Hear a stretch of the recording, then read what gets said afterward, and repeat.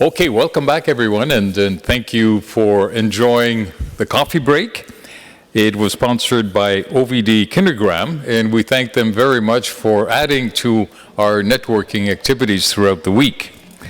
We move on now with our presentations. It would be by the representative from De La Rue, and his name is Tim Phipps. Now, Tim joined De La Rue in July 2017, and as Business Development Director for Identity Solutions, he leads a team that is responsible for developing new business opportunities across Asia Pacific for the Identity Solutions business unit. Tim has worked in the security industry for over 25 years now, and previously held senior management positions at HID Global and Gemalto, where he specialized in selling identity management, artificial intelligence, and cybersecurity solutions to governments, banks, and large enterprises. So, Tim, we look forward to your presentation. There we go. After you. Okay. Thank you.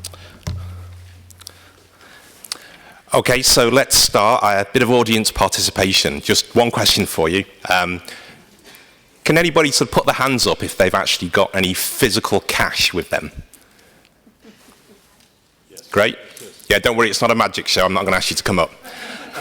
How much do you want? 20. Okay, so that's great, because actually we're in a country, Canada, which is in the top 3 countries in the world for being a cashless society. But it's kind of interesting because if you listen to one of the quotes from the Deputy Governor of the Bank of Canada, he actually wrote an article quite recently where he warned against moving towards a total cashless society. So I guess for those of you who put your hands up, when you arrived in Canada, assuming you're not from Canada, you might have thought, I better get some cash. Why?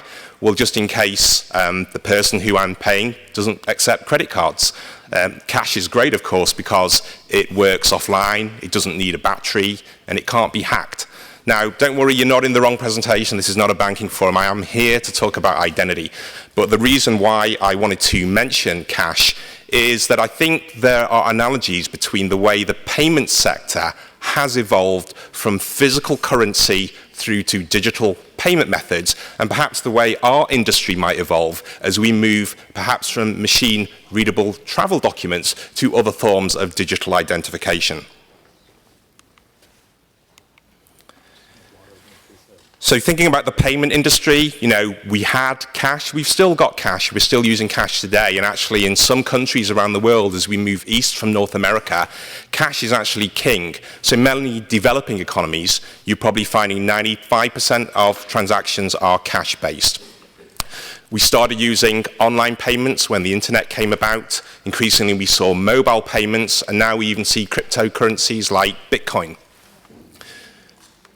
So if we think about identity, again, this is just a loose analogy, you might imagine that for each of those payment types, there's an equivalent in the ID world. So for cash, we call ourselves machine-readable travel documents. So that's our physical way of identifying ourselves. Online payments, where you basically have some sort of card tied to an account and you're making a payment with that card as a proxy. Identity brokers. Mobile payment, perhaps a mobile e-passport. And finally, a credential for identity, a digital travel credential, is analogous perhaps to something like cryptocurrency.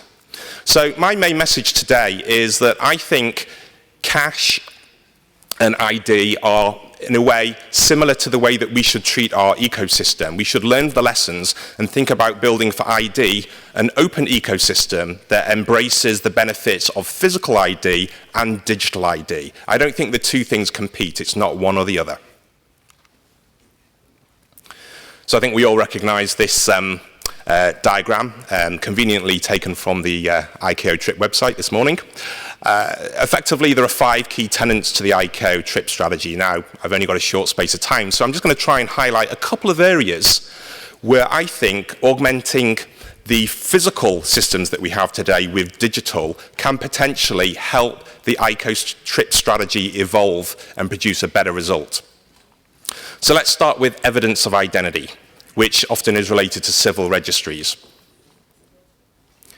Now, every child has a legal right to identity.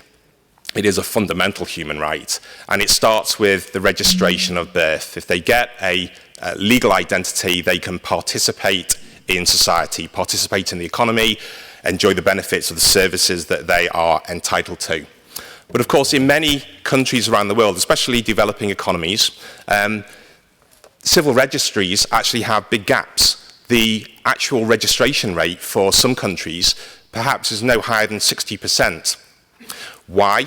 Well, several reasons. First of all, the country itself might have many rural communities, so it might be very difficult for those people to get to the main city where the civil registration office is. You might have lack of awareness, so some people might not understand the need to register key life events such as birth and even death. And of course, unfortunately, around the world, in the current climate that we're in, there is civil unrest, war, or there could be natural disasters which cause diasporas and people to move to locations.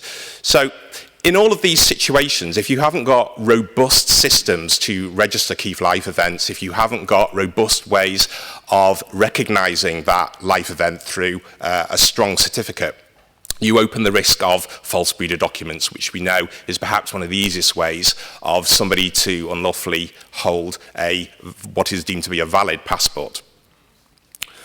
So one particular approach to solving this is what we call mobile civil registration.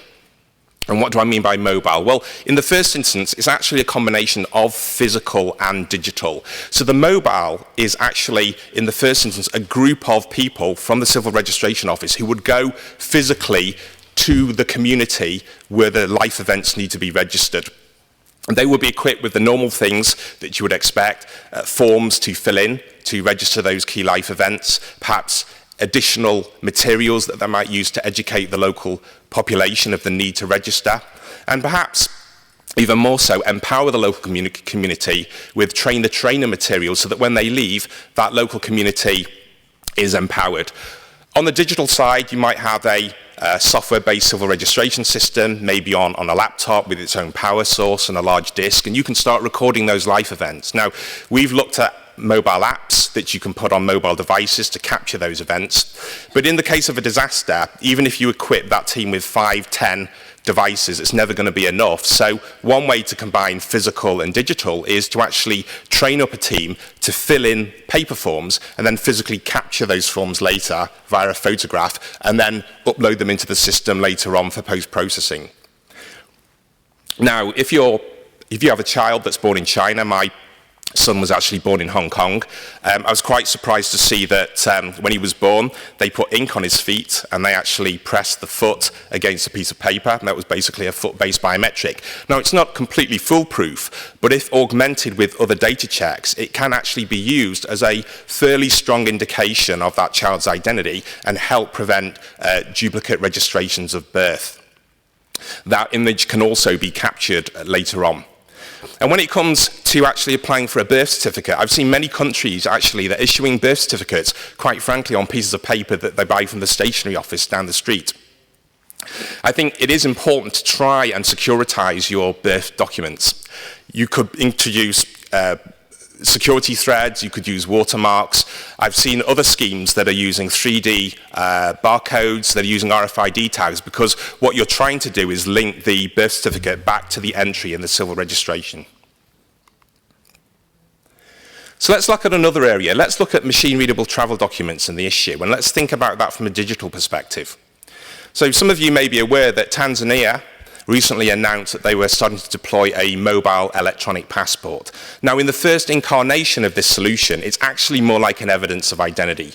So the original application was that if somebody loses their passport and they need to get an emergency travel document, they would have been previously issued with a digital credential on their mobile phone, which is stored in a secure area.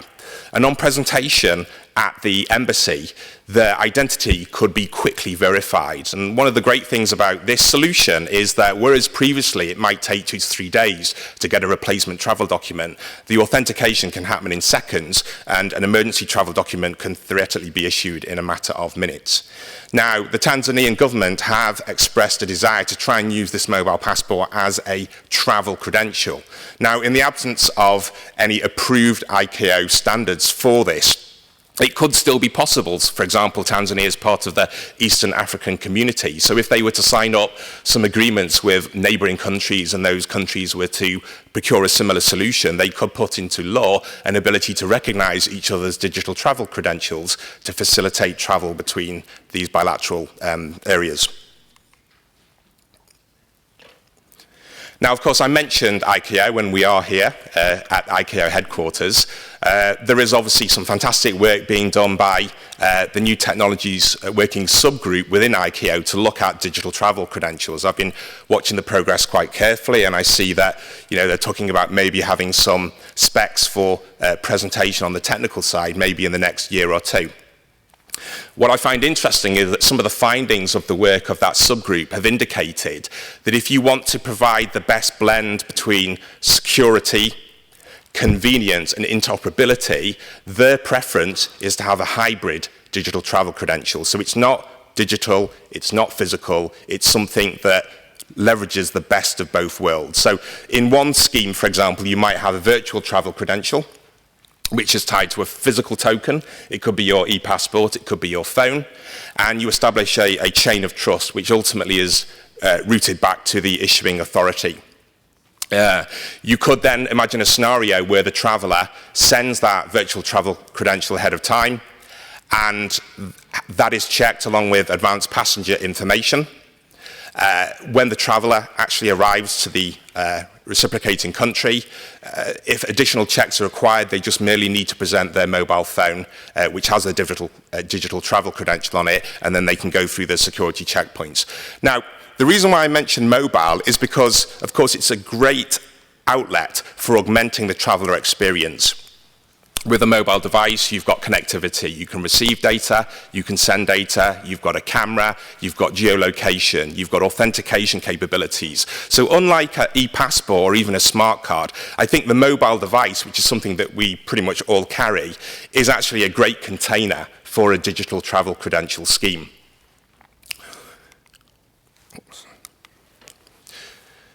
So I'm going to give you a couple of examples here on the screen of maybe how that might work. So in the first instance, just simply updating the digital travel credential. For example, e-visa, digital travel credential through over-the-air provisioning when they expire or where you apply for a new one to go to a new country. I'm going to give you another example, which is something that I learned when I was in London yesterday, actually, talking to somebody from Heathrow. They lamented the fact that often when people arrive in London early in the morning and then they have an onward connecting flight in the evening, some of those travellers actually go to London for the day out. A bit of sightseeing, a bit of shopping. But they remarked on how many people actually don't return in time, and as a result they miss their flight, their bags have to be offloaded, and therefore it's inconvenient to the passengers. Obviously it costs the airline money. So imagine a scenario where you have your e-passport on your phone. My question is, does traveller facilitation really just stop at the airport and end at the other end of the airport? In this case, your traveller is actually outside the jurisdiction of the airport. If you were to select an option to allow geolocation services in the same way that Google, for example, does if you're using Google Maps, and of course you would have to opt in due to privacy issues, you might allow the airline system to track your location and actually send you real-time push notification of when you need to physically return based on where you are in order to get onto your plane on time. And it reciprocates the other way. Imagine you're being a bit lax about not looking at your phone, you're not paying attention, and actually it's clear that you're going to be late. Well, under the current regime, that airline does not know you're going to be late up until the point that it's waited, then it gives up and it departs. Probably 40, 50 minutes after the due depart date. With real-time geolocation, you'd be able to track your passengers and understand which of those are likely to actually get onto the plane and which of those are not. Maybe make advanced preparations for traveller facilitation, maybe make advanced preparations to offload the bags because you know they're not going to be joining you when you fly out. Just one final application for mobile passports on a phone, not related to trip necessarily, but of course, with that strong ID on a phone, it does then give you as a citizen an ability to prove your identity in a variety of other scenarios. So for example, accessing a variety of government services, accessing commercial services, for example, opening a new bank account. So if we went down this route, actually the benefits to the economy could be significant. So I'm going to talk a little bit about interoperability and identity. One of the challenges is that there's so many proprietary systems out there. I don't think as suppliers we've done a great job in actually trying to create open standards, and obviously that is a cost to governments because they build systems which have legacy capabilities that they can't take forwards. Now, last week at the ID for Africa conference, the Secure Identity Alliance announced the general availability of the OSIA. It's the Open Source Identity API. And what this is an open source set of standards through which identity systems can be built. And many of the key identity suppliers here have signed up to this standard. It's very exciting because it's going to allow you, if you specify OSIA, to create different ID registration systems that are capable of talking to each other. It's also going to prevent vendor lock-in because as you build out your capability, the actual interfaces are independent of the architecture and the supplier who actually built those components. So in one example, OSA compliant registries such as civil registration and similar registrations that are built by the Immigration Department, the departments responsible for driving licenses and EID cards in healthcare, will be able to, subject to privacy issues, legal issues, share data in a scaled up way. And this is going to increase efficiencies. It's also going to help identify anomalies, which actually might be, in some scenarios, people having multiple identities, or it might be in other scenarios, people having their legitimate identity misrepresented in one database, which might actually deny them access to services that they're entitled to. So just to conclude, I think the onset of digital in ID is already starting to happen, as we're seeing, and it will continue to abate. It will continue to grow. But I think that embracing physical and embracing digital and recognizing the strengths that they have as a complementary ecosystem, building that out in an open way, can actually put the TRIP strategy in good stead for the future. So thank you very much for listening, and if you'd like to discuss further, you can see us at the De La Rue stand. We're on floor 4, stand D28. Thank you. Good. Thank you very much, Tim. Thank you very much, Tim. We now move on to our next presentation from Entrust Datacard. The presentation will be made by Mark Joynes, and a few words about Mark. Mark is the Government Solutions Marketing Director at Entrust Datacard, which he joined 20 years ago. Overall, Mark has over 30 years' experience in the evolution of digital identity ecosystems.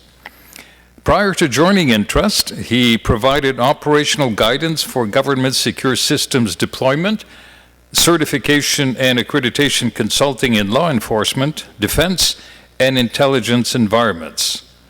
Mark's focus in recent years has been on advancements in citizens' digital identity and managing risk in their interactions with government systems. Mark, it's always a pleasure to see you, and we look forward to your presentation again today. Thank you so much, and good afternoon, all. I don't have any... just waiting a moment for my presentation to appear.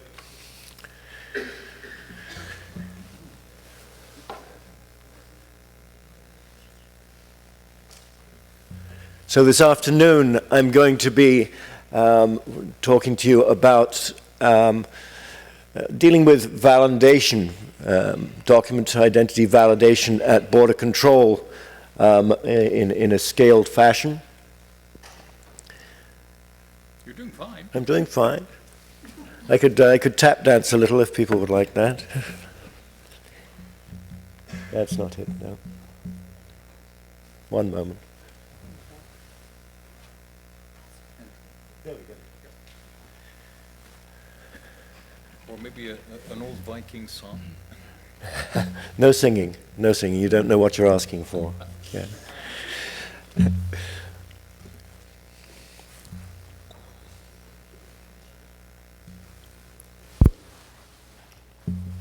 There we go. Are we up on the big screen? No, not just yet. No, it's not on the screen yet. Yeah. What's that? I'll come and hold it up. It's only on one screen. No, it's only me that's on that screen.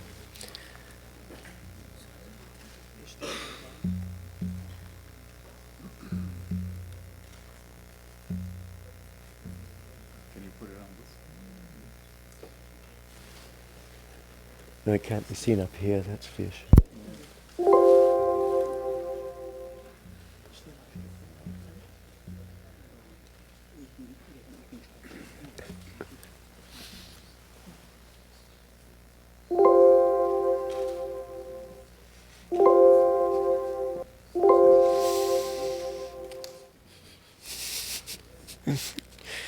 It's beginning to feel like a photo shoot.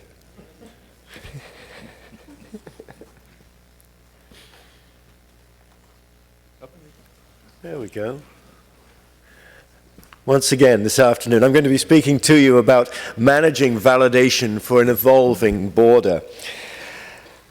I think that some of these facts are somewhat familiar to you. I think a number of our presenters have spoken to these. But they are interesting pieces of information. So 1.4 billion was the tourist arrivals in 2018, and that's not a big issue. We were expecting that, except that it came 2 years earlier than expected. And I wonder what that means for the 1.8 billion we're expecting in 2030. The airports in the world, all airports probably where tourists that are tourist destinations are experiencing this rapid growth. I'm here in Canada, and we're speaking to the Toronto Airport Authority a couple of weeks ago, and they've seen double-digit growth in their arrivals and connections. Looking at sort of adoption of e-passports, I have here 120 plus countries issuing electronic passports today. It's actually closer to 145 issuing electronic machine-readable travel documents. But if we look at that in terms of ICAO PKD membership, which is clearly best practice, that we only have 65. And in terms of countries that are actually leveraging or downloading from the ICAO PKD, we're closer to 30. So it does sort of beg the question, what are folks doing with regards to a managed border validation experience today? On the Interpol lost and stolen travel documents front, we're seeing approximately 84 million documents on that database, which is just a little over double of that of 5 years ago. So that's good in one way, right? In that those documents are being reported now, and so that's really, really important. And it also, some folks are checking against that database, as evidenced by the 289,000 hits that were recorded in 2018. But my word, what an incredible number of documents that are lost, stolen, and out there in the wild. So I think that sort of strikes me anyway as an interesting data point. When you look to the World Economic Forum, and I think we all probably get this, the notion that there's a sense of rising uncertainty and risk. They state that it's the rising geopolitical and geoeconomic tensions that represent the most urgent global risks. So I think that makes for a pretty messy threat environment. So we need to take those things into account when we're looking at border strategy. It really is a perfect storm for driving innovation in this space. If you think about it, I would say we've got a risk-rich environment. We've got a growing community, rapidly growing community of travelers, of independent travelers, but we have very definitely limited budgets, limited resources associated with border control. So it really is a perfect storm. Many countries, in order to mitigate the lineups of border control, are moving risk management into looking at that over a travel continuum. So from the first indication of travel right through to border control, and moving the risk management process further out and away from their borders, giving them time. So we're seeing that in many, many countries. Predictive analytics and data sharing strategies are certainly on the increase, and countries working together to mitigate risk. We're seeing greater interaction with air carriers, certainly, in terms of API and PNR data, and bringing that together into the risk process. And we're also seeing greater interaction between document and border authorities, often separate entities in countries, and often with quite distinct mindsets with regards to the identity document and how they're used at border control. So we're seeing much greater communication between those within jurisdictions and between jurisdictions, which is really, really good. I think most notable of all, though, we're seeing much greater understanding of these authorities, of the involvement, the need for involvement of citizens in those processes. Right, so we're seeing much greater interaction and starting to see real use of the mobile platform in expediting travel, and also with the formal work that's being done on the digital travel credential in the New Technologies Working Group. That's very, very positive. What this is all leading to, together with all the biometric activity that's going on, is really quite diverse validation architectures. Border control is really looking quite complicated now, with various flows, various technologies in use, and the interaction between traveler and those systems, and the interaction of those systems with other systems, is really creating increasingly an IoT type environment. It's much more an Internet of Things than perhaps it was in the past. And you should expect that we will certainly be talking more on the IoT front, probably at the next symposium. But there's a shift, obviously, with the dual mandate of securing borders as well as facilitating travel. Right, there's a real shift. And I know I've been working somewhat with Canadian border folks, and just one of their folks said to me that really the shift is that, for many, many years we focused on looking for the needle in the haystack. And really the shift is now we're looking to blow away the hay, and the needle will appear. And I think that's simple but quite profound, right? 99% plus of travelers are perfectly or can be trusted, and they're going about their own thing. And it's really a very small number that we're looking to focus on. So focusing on those 99 is probably good, and get them facilitated through the border and on their way. But regardless of whether we're looking at the needle or the haystack, at the base of it is a need at or before the border to establish the veracity of their identity as a baseline for understanding of risk. You need that understanding of identity before you can really wade into other factors of risk and trust. So we're looking at the integrity and the authenticity of the travel credential, and also the assurance that we have the rightful holder with that credential. Border systems themselves really need to recognize that this is a pretty dynamic risk environment that we're talking about. Risk and threats change day to day, and so border systems need to be able to respond based on country, based on specific citizen travel context, perhaps, based on the citizen attributes and credential itself, or policy change, whether that's policy change as a function of risk, terrorist risk or threat, or health risks. The border needs to be able to respond, and it is a pretty dynamic environment. You'll be familiar, I think most of you, with this next series of builds on this slide, but just to revisit the evolution of the EMRTD standards.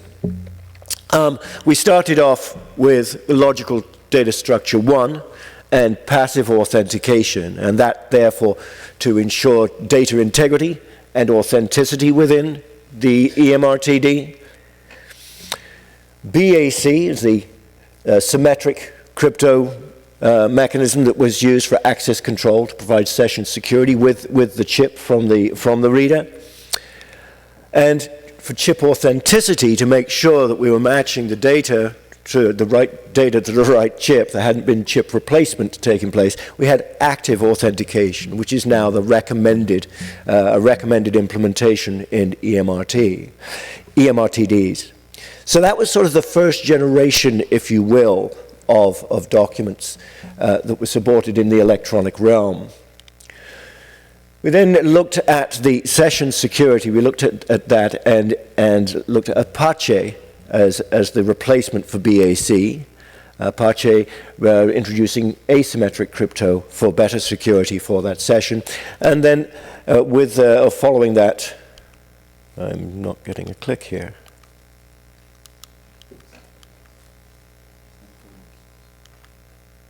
Can you just right arrow?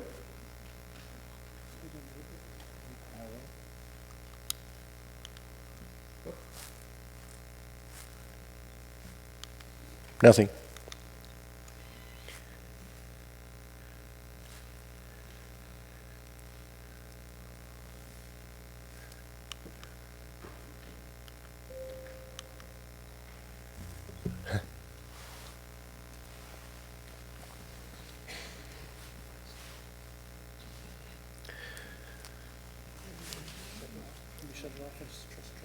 Okay, go ahead. I'm just going to do a quick restart on the slides.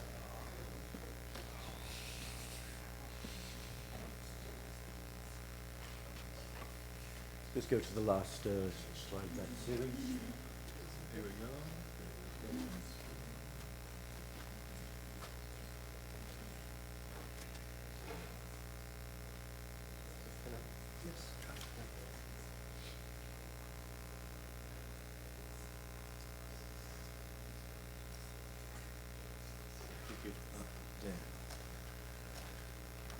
Yeah.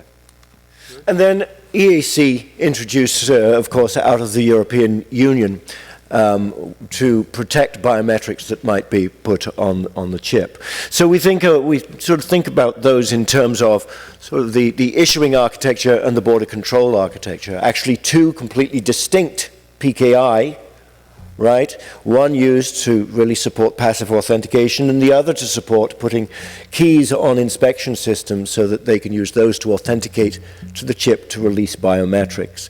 The reason they're all in blue here is because this is all, I'm speaking about validation and certificate validation and what this represents to border control in new border architectures. So the problem is managing this environment. So what is the scale of this certificate management challenge? So just to give you a sense of that, so at any one time, the valid certificates per country, if you take into account the number of signers, redundancy in those signers, the lifetime of signers versus the lifetime of travel documents, which are typically 10 years, it could be 5, but typically 10. You could have 100 to 150 certificates that you're managing for that country, plus certificate revocation lists. So if you were to multiply that by, let's say, roughly 130 countries that are issuing EMRTD, and if they were all using the PKD or sharing their certificates otherwise, you could be looking at managing 13,000 to 19,500 certificates with various daily updates. And I'm only talking about certificates for passive authentication, right? If it's EAC as well, then there's a multiplier on that. But for EAC, the architecture is actually designed to scale this way. All of this to say, just to mention, if they're working with the ICAO PKD, the PKD actually does a really good job of validating that those documents and those certificates meet the standards, that they're compliant, that they will validate appropriately.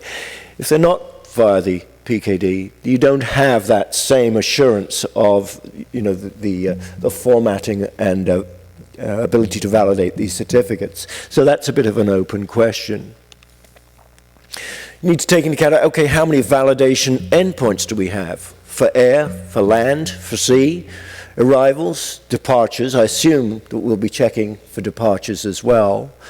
And as I said, the complexity of these environments now, the inspection systems, kiosks, e-gates, right? It's a pretty complex environment. And as I said previously, it's increasingly an IoT environment. We do not have the manpower, we don't have the people to look after this environment, right? So we've got to be thinking automation. We have to automate all of the validation. We have to automate download of validation materials, upload of validation materials. We need to completely automate distribution, secure distribution of validation material to border control, and make sure that those are kept updated. Right, so automation is the answer. So just to bring that back home, if we're going to manage identity at border control and have as a baseline for risk management processes authenticated strong identity of citizens, we need to be able to validate their identity properly. And to do that, you need to have these certificate architectures well managed. So this is Entrust Datacard's PKI validation sort of overview, if you will. We've got a very, very comprehensive suite of components to serve this environment. And there's two that really come to bear. One would be the National Public Key Directory, which would be coupled, which would be, have authenticated access on behalf of the country to the ICAO PKD. And you'd have strongly authenticated administration there. It would be the national repository for all validation materials for passive authentication. And full automation of upload and download, and full automation of distribution of those materials, protected on a master list that is taken out to border control. Automatic cryptographic materials validation. So where it hasn't come from the ICAO PKD, you can import it directly from countries that you have relations with, and do the detailed validation for compliance with standards within the national PKD. So this is a facility to allow for that complete automation in the passive authentication environment.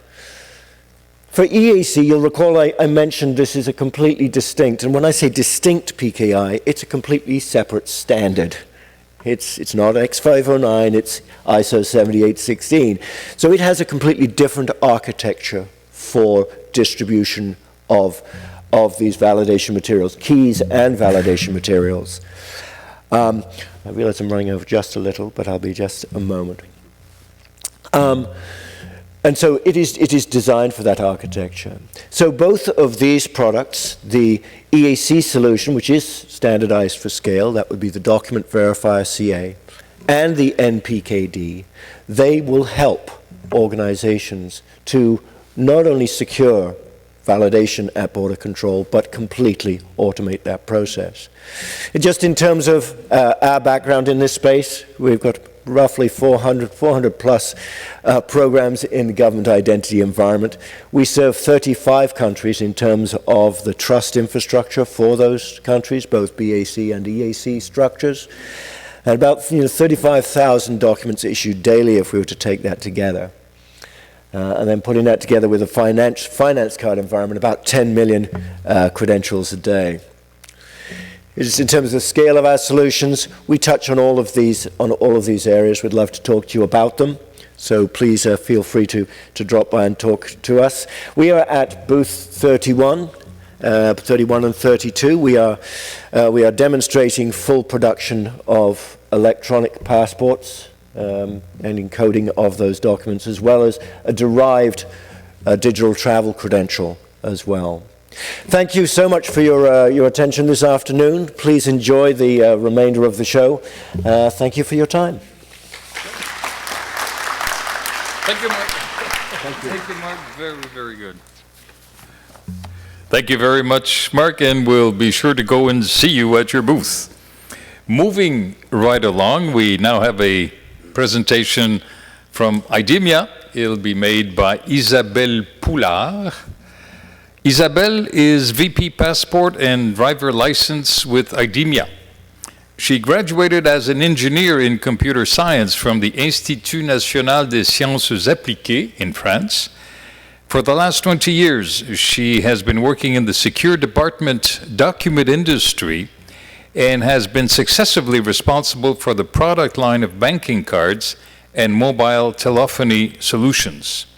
She joined Morpho, now Idemia, in 2013 as VP for various government markets and now heads the passport and driver's license market line. Isabelle, s'il vous plaît.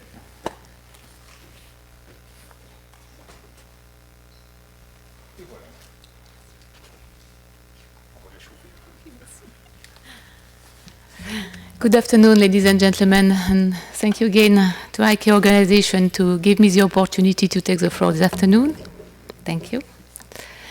So the objective of the presentation is to explain you the fundamentals about morphing techniques, but in particular to tell you how the industry and company like Idemia can help governments to fight against this rising type of fraud. So in order to put it in the context, it's important to recall how the fraud is evolving. We know that fraudsters always attack the weakest link in the system, and there is a permanent race between the security measures and the fraudster imagination. So basically, when a document is pretty simple to counterfeit, we can think about create a fake document from scratch. That's what we call counterfeiting. In response to this kind of attack, the industry has developed security, especially for the polycarbonate data page, which make the counterfeiting much more complicated. It's about also introducing complexity in the card buildup. It's about using restricted materials such as hologram or specific ink, which make at the end the work, the task, much too hard for fraudster. And in conclusion, they move to another type of fraud called forgery. So for forgery, basically, they are using existing documents, lost or stolen documents, which are going to modify the portrait, as the portrait is the main link between the holder and the document itself. And in this story, obviously, the idea here is to make their lifestyle very complex, introducing much more security at personalization stage, introducing interlinking between the data used on the document. For instance, you might have a document number which is written in a laser engraving method, or can be obtained by laser perforations or by other techniques, and same for the portrait. And again, when the document becomes too complicated to forge, we can simply use, a forger can simply use a document that exists without modifying anything, but just trying to look like the document is using. This is what we call the imposter. So as a response to this new type of threats, obviously from a manual inspection point of view, the work on us is to create and to personalize a face with the best quality, and make sure that we can provide also software to improve the quality and the contrast of the photo we are using. And ultimately, obviously, then it comes to biometric matching between the document, the chip, the image of the holder inside the chip, or physically printed on the document, and the holder. But then it evolves again towards another kind of fraud called a FOG. FOG means a fraudulently obtained but genuine document, and it simply consists to, at the enrollment time, to bring a fake reader document in order to get a real, a genuine document, but obtained with fake proof of identity. So how can we fight against this new attack? Basically, the idea would be not to bring any reader document with them, but simply to be inside the civil registry, register with biometric from a long time. So this is basically what the Indian government decided to do with Aadhaar program, where they enroll their population, iris and finger, at the early stage. And you know that we can use and use the iris when it's registered at the age of 2 years old, and with fingerprints it's 5 years old. So you may imagine that if government deploys such a technique, there is no need to bring any proof of who you are. You simply identify yourself with your biometry. So in this landscape, where does morphing appears? In fact, we might have morphing at the enrollment if you bring a portrait yourself, your own photo, or we can have a morphing as a forgery attack. So once the document is deployed on the field, and let's have a look now how this morphing is performed. So basically, in facial morphing, we need 2 real persons, and the operation consists in blending 2 images to create fake fabricated photo from 2 original portraits. So in this story, necessarily we need 2 physical persons. And if it comes to morphing done at the enrollment stage, we may imagine to have the accomplice, who is a person who will apply for a new document, and the imposter, who is the person who is going to use on the field and cross the border with the fake document. So basically, what is the risk behind the creation of a morphed document? That's pretty classical. So first risk is to divert social benefits. Second is to escape justice. And the third one is to pursue criminal activity without being trapped, I would say. You can see that, with 2 different faces, we can create bluffing results, indeed, which explain why you may finally fool the manual, the visual inspection at the time you apply for a document with this 50-50 morphed photo. In same time, the risk is also to fool the biometric engine at the border when the biometric matching is done. So what can we do basically to protect against the morphing attacks? In fact, we propose 3 different approaches. The first one is a prevention, pure prevention of what we call the fog. And the idea is basically to ban all the photos that are brought directly by the citizen. The second approach and the second way to protect is to simply propose security features, especially on the portrait itself, to make forgery extremely difficult, or at least, if it's always possible, to make any attack or any modification of the portrait extremely easy to detect. And the third approach is basically based on a biometric system. The idea consists simply to make them able to detect that there is a mismatch between the holder of the document and the morphed image that is on the document. So let's review the first proposal, which is ban photo brought by the citizen. Yes, obviously we have no way to control a photo, no strong software to detect that a photo has been morphed. So we do not recommend to follow this track and to say, yes, let's use a software and let's give this photo to the software and it will tell us if it's a fake. It will detect artifact or flaw in the result. It will not work because of what I explained earlier, this constant race between the security of the algorithm and the imagination of fraudster.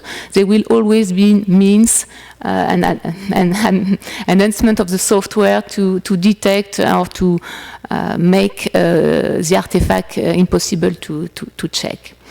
So we have to find alternatives, and the alternatives is simply to capture the photo on site directly at the municipality at the time you apply for the document. The second possibility is to accredit a network of photographers in order to take digital picture of you, store in a secure manner, encrypt the portrait, deliver an identifier that you will give at the time you apply for your document to the agent. Alternatively to the accredited network of photographers, we may imagine also to have kind of kiosk or booth connected the same way as photographer to a central repository of documents, and that will proceed the same way. So once we have secured with such a measure the way the photo is captured, the second threat you remember is on forgery of existing documents. So here we are going to investigate how we can protect those portraits. But first, let's review how fraudsters proceed with lost or stolen documents. So we've seen just in the presentation before that there's like more than 80 million documents lost each year. So it's a huge amount of possibility to create database for the mafia, database of lost or stolen documents, and to reuse them. So basically the frauder is going also to use facial recognition system in order to pick up among this database of lost and stolen documents the one which portrait is the most looking like him in terms of biometric matching. So the score of the biometric comparison is the closest to his own facial biometric.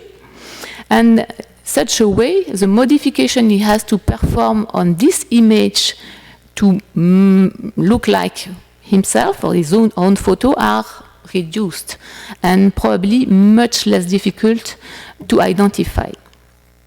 So now let's move to the protection. So how can we protect the portrait and the photo we are printing on your documents? What we offer as Idemia, first solutions, is to use a lasing color portrait. So the particularity of lasing techniques consists in printing CMY, so cyan, magenta, and yellow lines on matrix lines that are laminated into the document, and to laser engrave the portrait by burning some points of color on these matrix lines. And the color that remains are creating the color effect. So basically this lasing matrix, which is pretty hard to create, I would say, and which is very small lines with a space of 70 microns between each, is behaving as kind of signature. Which make the counterfeiting pretty impossible, but the forgery and the creation of the portrait on this matrix, also led by a specific algorithm, extremely difficult to create. So we have a protection against forgery, we have a protection against counterfeiting, but we also offer our customers the possibility to put in place automated document verification, so software in scanners or in mobile phones, to detect, to make sure that this portrait, this color portrait, is authentic.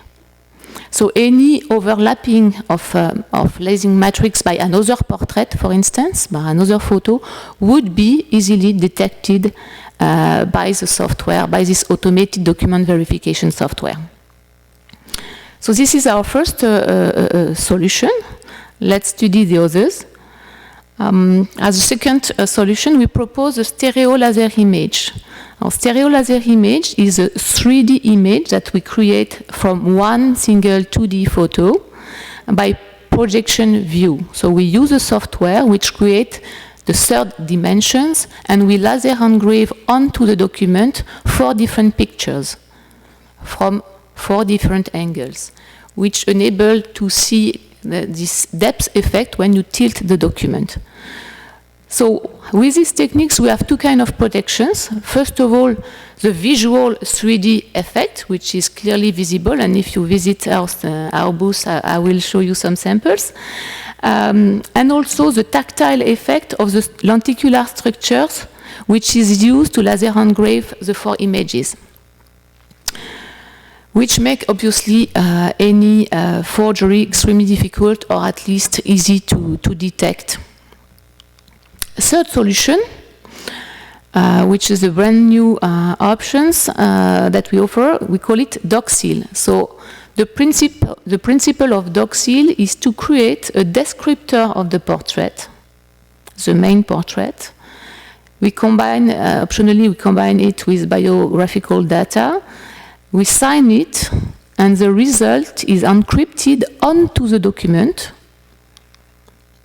like this symbol, so that any modification that might be done on the primary image would mismatch with this DocSeal symbol printed side. So we take, by a simple picture of the document or with a scanner, we can retrieve the symbol, analyze it, prove that the signature has been issued by a government, retrieve the descriptor of the portrait, and we recalculate the descriptor from the image itself. We compare both. If they match, the portrait is authentic. If it doesn't match, necessarily it has been forged. So now we have seen how we can protect the portrait onto a document. Let's study the case where we have to manage the legacy documents that are not coming with our new techniques of photo or security features for the portrait. And here we need obviously to count on the biometric recognition, biometric matching, which has to be done not only on the chip content, not only with the extraction of the portrait, but necessarily also with the physical and printed portrait. Simply because if you want to impersonate a document, the first things you're going to do is to invalidate the chip. So the access to the digital data will necessarily be impossible. Otherwise, since it's extremely complicated, almost impossible to change the content of the portrait in the chip itself, you will be detected this way. So you deactivate the chip and then you forge the physical image. So for the biometric engine, we need to make them match between the holder and the physical image onto the document. And how can we make this algorithm performant enough to detect that the holder is not exactly but the same as the image on the document, but a morphed image is there and not the real one. We simply need to train. So we count on machine learning here. It's extremely important to train the software with large-scale tests in operational conditions. So thanks to the number of biometric engines that we've sold around the world, we have this capability to capture live portrait and of holders, a real person that come to the border, and together with the photo on their document. So we can also create fake, morphed image ourselves, and doing so, we train our biometric engine to recognize and make a difference between the morphed photo and the original one. And believe me, in the score, we can make a difference. So the third recommendation that we are giving is to government, please deploy up-to-date biometric systems. Change them on a regular basis, update them, and doing so, you will be able to detect the morphed image. So as a conclusion, 3 steps, 3 main aspects to take into consideration to fight against morphed image and morphing attack. First, ban printed photo. Take photo yourself or use accredited network to do it. Secondly, implement strong security features to protect the portrait onto the document. And third one, deploy cutting-edge biometric recognition system. Thank you.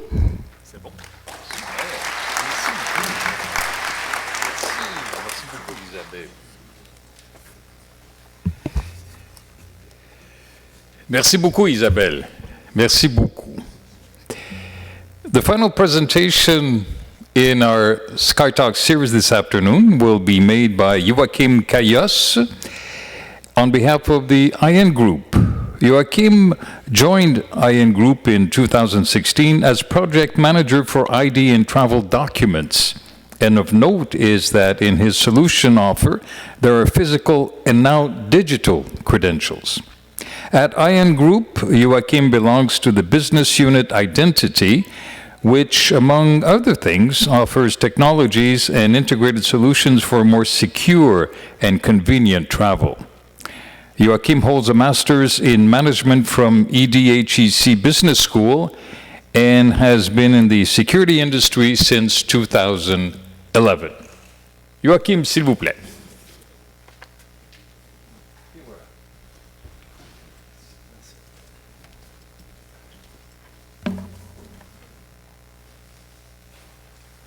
Okay. Hello, everyone. So for this last presentation of the SkyTalk, I'm very glad to be there because I like the topics of travel identity and border control. I think this is a very interesting, small and world changing really fast with amazing new technologies. And I hope this short presentation will be interesting and valuable for you all. I'll talk about facilitating free, say, legitimate movement of people, of travelers. We know this is very important to drive our economies, and the states know it, you know it, and you try to make it happen. And we, as an industrial, we try to help you with this purpose. So technologies and solutions for security, on the one side, and for convenience, say, facilitation. Also, this is what I'll talk about today, and I will give also an example and run a small video of a project we just implemented this year, live end of March 2019, in a very specific and challenging border. So, border control, new challenges. We could talk about challenge for immigration departments because we all face new threats, and security must be and remain the priority. And a challenge too for all of us because everyone, because with more and more passengers, whatever the scenario, in the different crossing points, we talk about the airports and we could talk about also the land crossing points, border crossing points, convenience must be a target too. So first, I mentioned here a few key drivers and facts that actually generate challenges, more passengers, same budget for security, for example. Second, we have, oh, my mistake. Yeah, the different drivers and facts that generate security needs, most of them are not new. It's mainly a matter of scale, actually. And what is developing fast are the technologies which are available to strengthen security at border. For example, more and more national programs that embed biometrics as a must from the very beginning, e-passports, of course, but the national programs like Civil Register, too, it has been mentioned before. And when it comes to technology adoption is really driven, for example, by the fact that there is a way better acceptance of multi-biometrics technologies and controls by the users, you and me. We are getting used to that and accept that. And also, there is the fact that the technology, reliability, is way better when it comes to biometric technologies, with, for example, way lower false acceptance rates, for example. A word about the integration of border control infrastructure and their interoperability. We see, and you are here for that, international cooperation and organizations actually trusting and using and recommending technologies to actually better share information and better cooperate. Because what is critical is, in the end, in terms of security, to detect the very few profiles, risk profiles, and detect them, if possible, in advance. So, a point to say that there is a lot of potential information which is available or can be available if the states decide to share it, available from companies, air companies, or available from states through protocols that you know well. A lot of presentations talked about that, PNR, APIS, and so on. All of this with international collaboration. And this data is relevant, of course, for inspection operations. That must be seamless, if possible. And also for global convenience with new kind of services provided by travel companies exploiting this data. And we'll see how this data can be exploited. The goal, again, is to deal quickly with legitimate travelers and focus on high-risk individuals. So first, we have, let's say, agencies and organizations facing various needs and challenges, more passengers, same budget for security, for example. Second, we have this valuable data potentially available and that represent a potential. So what can you do with this data and why is it worth using it? Here we give some examples. For example, you can say manage the movements of travelers at each entry-exit and even way before people arrive at the airport or the border crossing point anyway. And now I'll make a focus on one of the most valuable usage of this information, which is a risk analysis tool. We have a demo of this tool on a booth, and the principle of this risk analysis engine, it's a interactive tool that you can set up in your border management system, and that allows you to, say, focus on your core activity when it comes to control. Let's imagine I am a second-line officer in a border management organization. What can I do? First, I can use big data analytics to have an overview of what's going on, where people come from, who they are, etc. And this can help me to allocate a better way my resources, say people, of course, but also facilities like e-gates or kiosks. And according to what I observe, I can adapt my strategies to better operate, to better process passengers and focus on identification of risk profiles. And for that, I can simply set up rules by myself or use artificial intelligence to help me to define what are the typical profiles at risk.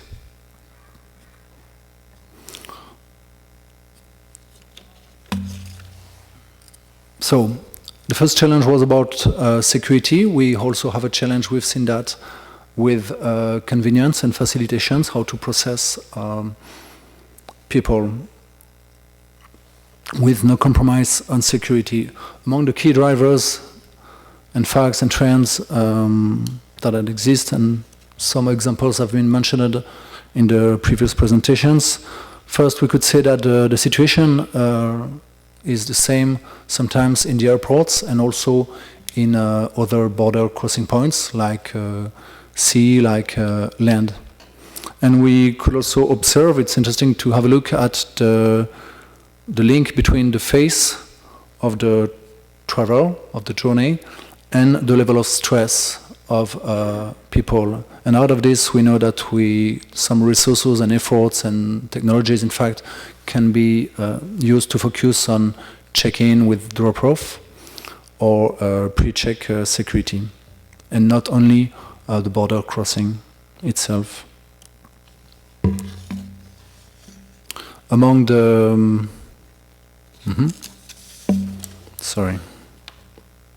among the contribution of new technologies, we can mention automation, which gets stronger and more accepted by people because people are getting used to automatic border controls and also to procedures like self-enrollment using your smartphone, using kiosks. And regarding to improve also the passenger experience, international organizations like IATA recommends the generalization of biometrics as a single token, just like automated border control, but not only for automated border control, but for the whole journey at the airport. In the front end, if we focus on the border, we can see various types of typically facilities. One example would be the e-gates with only one step. It goes fast and it enables the use of multiple biometrics, fingerprints, of course, iris if need be, even if facial recognition is the most developed and used because it's open to read the e-passports. And of course, all the efforts we make in terms of technologies go also to address the problems of fake people coming or all the type of frauds in these e-gates that we set up in the airports. And the other concept, let's say, is the kiosk with two steps. That enable actually to, for example, ask questions in advance to people when they arrive to the airport, and then to process them accordingly in front of agents, or very quickly, or adding, more questions if there is a doubt or if there is anything to deal with. And now I run a video about a project that we just ran in France at the border with the UK. So what is interesting with this one is that it's not in an airport, but what has been done has been really, inspired from the experience in the airports. Maybe can you help to just click on the video link? I don't know if it's going to work.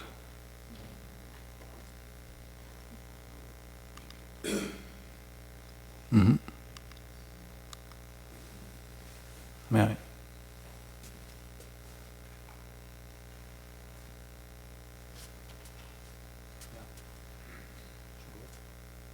No sound.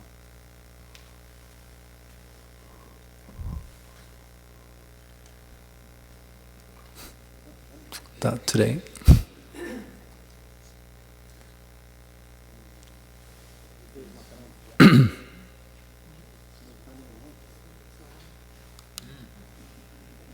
Mm-hmm. Everything is fine. So we go to your booth. You can also go to my booth. I don't have coffee, but I have blankets because it's a little cold. New technologies.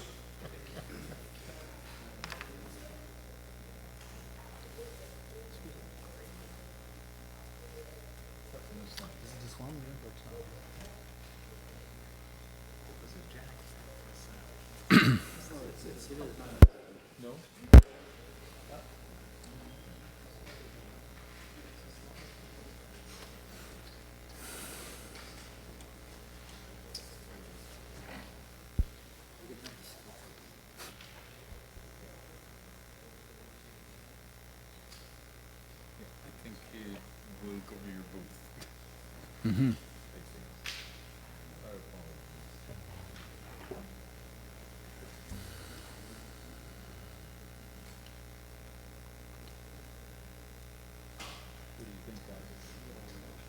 the demo effect. Okay, I'll continue anyway. Sorry for... Well, this is a video showing actually the project that we have implemented in between the border between the UK and France. This is a very typical and challenging border. And oh.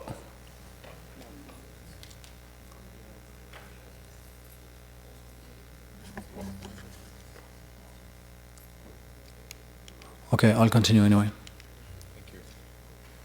But it doesn't work.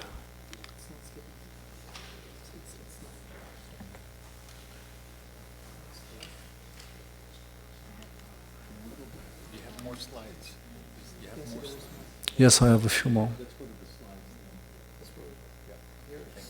Yeah, I'll just finish. I have 3 slides and then I will try to run the video. Okay, one word about Toward OneID. This is a concept that you know, run and promoted by IATA, and here is our short understanding and offer for frictionless travel. Actually, we offer physical facilities combined with biometric-based technologies to make it a reality. And currently at IN Group, we are running and working on OneID concept proof of concept in several airports. Again, we can talk about that, and we would be glad to set up and start new proof of concept with you if you are interested. Just one thing about maybe the advantage of automation, which is highly promoted. During border control, of course, you can save time out of e-gates, for example, but you can also save time in different at different steps, typically during the check-in, that you can even imagine some faces at your home. And in the end, it is less stress for everyone. And it is more time for leisure, more time for business, more time for controls, if need be. Because it's more time for continuous identification of travelers, and this brings extra security. In the OneID, we are in a world bridging the bridge between physical and digital documents. We all know that we can generate documents, virtual versions of your documents out of a physical document. This is one of the possibilities that may come into the future standard of the DTC. We know today that there is no standard, so there is no product which is compliant with the standard because there is no standard. But still we are ready and we have the capabilities to do that. We do that already for citizen identities with our project live. And in your booth we can show you a few demos of how you actually derive your digital identity, and then how you can use it. Actually, it can be for OneID, in which you enroll at the very beginning of the travel only once, but it can be also for many other use, private, public, of private and public services.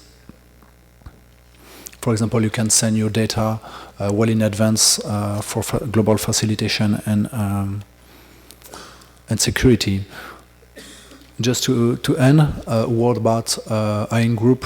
When we focus on smart border management, because we produce documents, of course, and we accompany the states in just running and dealing with their security needs.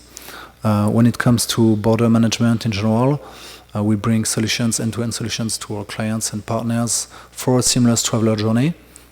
This is on top, and with the very same steps, we bring technologies and services and consulting, let's say, for secure national management, and this is homeland security. So, thank you very much. I hope that was interesting for you, and maybe we can run the video if it works. Otherwise, it's available in my booth, and thank you very much.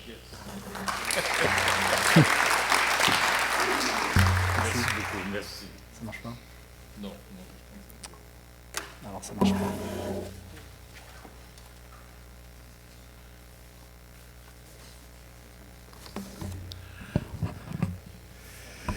So I'm terribly sorry we can't show the video on the big screen. I'm looking at the computer screen. It's a fascinating video, and I'm sure you'll all want to go to the IN Group booth to take a look at it. Merci beaucoup, Joachim. Well, you've been very patient this afternoon. We very much appreciate your cooperation and your understanding, and I think we're all ready for a very good reception in just a few moments. And to set the stage for the invitation to the reception, it's my pleasure to introduce again Catherine Fanhauser from SICPA. Catherine?